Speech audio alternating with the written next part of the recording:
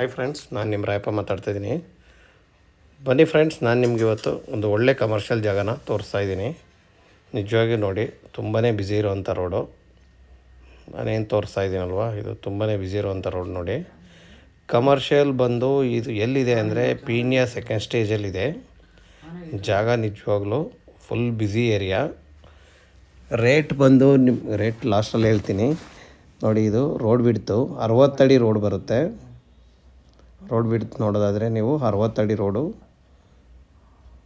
ಮತ್ತು ಈ ಸೈಟ್ಗೆ ರೋಡ್ ಇಟ್ಟು ಕೂಡ ಇದೆ. ನಾನು ಮಧ್ಯೆ ಹೇಳ್ಬಿಡ್ತಾ ಇದ್ದೀನಿ, ನೀವು ಬಂದು ನೋಡಿದ್ರು ಕರೆಕ್ಟಾಗಿರಬೇಕು. ಆದರೆ ಕಮರ್ಷಿಯಲಲ್ಲಿ ಅವೆಲ್ಲ ಯಾರೂ ತಲೆ ಕೆಡಿಸ್ಕೊಳ್ಳಲ್ಲ.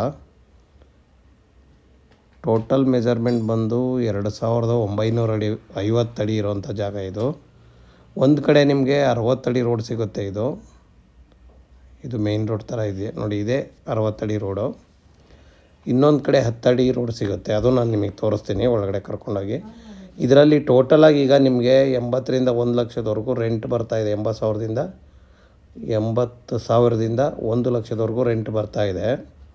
ಆದರೆ ಎಲ್ಲ ಶೀಟ್ ಮನೆ ಇದೆ. ಮುಂದೆಗಡೆ ಮಾತ್ರ ಕಮರ್ಷಿಯಲ್ ಮಾತ್ರ 2 ಅಂಗಡಿ ಮಾತ್ರ ನಿಮಗೆ ಚಿಕ್ಕದಾಗಿ ಅಂಗಡಿ ಮಾಡಿದ್ದಾರೆ. ಅದರ ಮಾತ್ರ ಮೋಲ್ಡ್ ಮಾಡಿದ್ದಾರೆ ನೋಡಿ. ಇದು 10 ಅಡಿ ರೋಡ್ ಅಂತ ಏನು ಹೇಳಿದ್ನಲ್ಲ, ಇದೇ 10 ಅಡಿ ರೋಡು ನೋಡಿ. ಇವೆಲ್ಲ ಶೀಟ್ ಮನೆ ಎಲ್ಲ ಇವ್ರದ್ದೇ. ಟೋಟಲಾಗಿ ಇದೆಲ್ಲ ಸೇರಿ ಜಾಗ ಬರುತ್ತೆ ನಿಮಗೆ.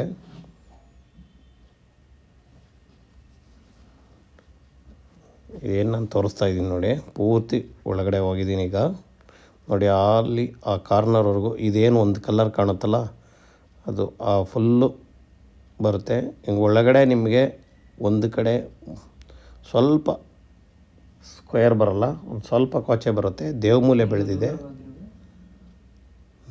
ಬೆಳೆದಿದೆ. ಅದರಿಂದ ಅಬ್ಜೆಕ್ಷನ್ ಯಾರಿಗೂ ಆಗೋದಿಲ್ಲ ಅನ್ಕೊತೀನಿ ನಾನು. ನೋಡಿ, ಒಂದು ಒಳ್ಳೆ ಜಾಗ ಕಮರ್ಷಿಯಲ್ಗೆ ನಿಜವಾಗೂ.